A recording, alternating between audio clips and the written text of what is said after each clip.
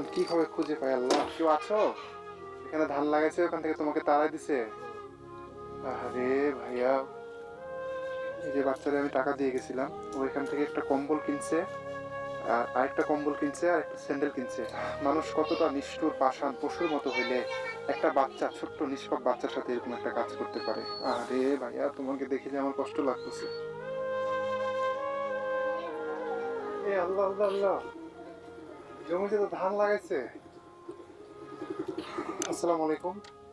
এই যে কালভারটা দেখতে পাচ্ছেন, এই কালভার্টে কিন্তু আমরা গত 2 দিন আগে একটা বাচ্চার ভিডিও বানাইছিলাম, যে বাচ্চার শীতের কম্বল নাই, কোনো পোশাক নাই, টাকা পয়সা নাই, খাওয়ার কোনো কোনো জিনিস নাই, ও বাড়িঘর নাই, কালভার্টের মধ্যে ও থাকতো। বাট আজকে এসে দেখতেছি যে জমিতে ধান লাগাইছে। তো আমরা বাচ্চাটার দেখা করতে আসছিলাম, বাচ্চাটার সাথে অনেক মানুষ বাচ্চাটাকে সাপোর্ট করছে, বলছে যে ভাই আরেকবার আপনি বাচ্চাটার সাথে যে দেখা করেন যে ওর কি অবস্থা। সো আমি বাচ্চাটাকে কিছু টাকা দিয়ে গেছিলাম।